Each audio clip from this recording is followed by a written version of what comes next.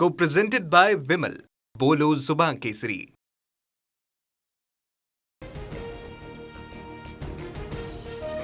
हायकोर्टाच्या आदेशानंतर एफडीएकडनं मंत्रालयाच्या कॅन्टीनची पुन्हा तपासणी.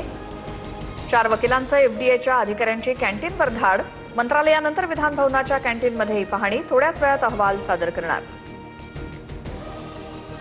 मुंबई हायकोर्टाच्या कॅन्टीनला एफडीएची नोटीस. स्टाफ कॅन्टीनचा अन्न परवाना निलंबित. अन्न सुरक्षा नियमांचं उल्लंघन झाल्याचा ठपका. भिवंडीतील इमारत दुर्घटना अत्यंत दुर्दैवी. मुख्यमंत्री फडणवीसांकडून ट्विट करत शोक व्यक्त. प्रकरणामध्ये तात्काळ गुन्हा दाखल करून कारवाईचे आदेश. मंत्री गिरीश महाजनांकडून भिवंडीमध्ये दुर्घटनास्थळी पाहणी. परवानगी न घेता दुरुस्तीचं काम सुरू होतं. महाजनांची माहिती. मृतांच्या नातेवाईकांना आर्थिक मदत देण्याचं आश्वासन.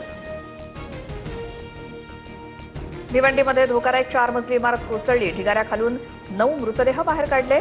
12 तासांहून अधिक काळापासून एनडीआरएफकडून रेस्क्यू. मृतांचा आकडा वाढण्याची भीती.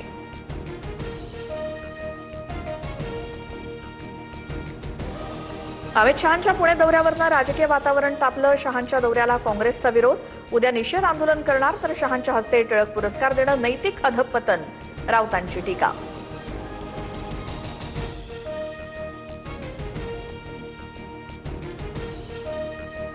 देशाच्या गृहमंत्र्यांचे हात विद्यार्थ्यांच्या रक्तानं बरबटलेत. संजय राऊतांचा अमित शहांवर निशाणा. तर दिपक्यांना विष्णूचा अवतार म्हणणाऱ्यांनी शहांवरती बोलू नये. नवनाथ बन यांचा पलटवार.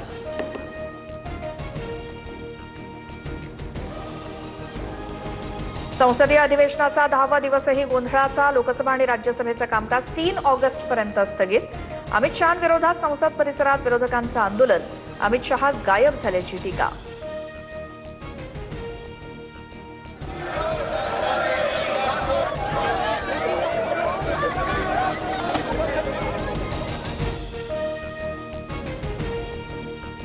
राम मंदिर दानचोरी प्रकरणावरनं संसदेबाहेर विरोधकांचं उपहासात्मक आंदोलन. पुजारी बनत पप्पू यादव यांनी प्रतिकात्मक दानपेटी पळवली.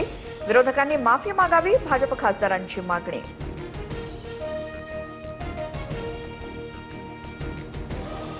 आधी हाडं मोडलात, आता एफआयआर करून खाती बंद करताय. मोदी शहा तुम्ही जेनझेला धमकावून गप्प करू शकत नाहीत. राहुल गांधींचा हल्लाबोल. दिल्ली पोलिसांच्या कारवाईवरती प्रश्नचिन्ह. जंतर मंतरवरील पोलिसांविरोधात चुकीचं नरेटिव्ह पसरवलं. वडील घरी आले तेव्हा गणवेश रक्तानं माखलेला होता. पत्रकार परिषद घेत दिल्ली पोलिसांच्या कुटुंबानं मांडली आपबीती.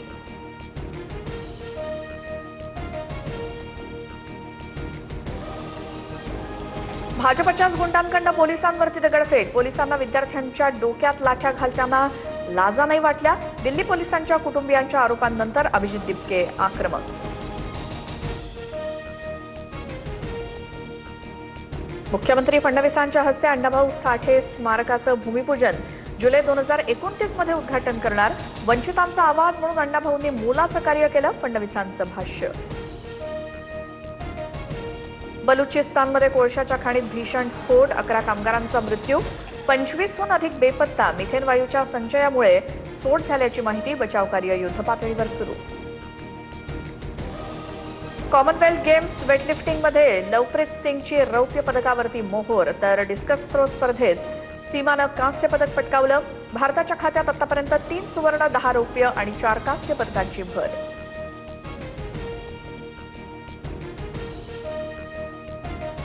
Co-presented by Vimal. बोलो जुबान केसरी.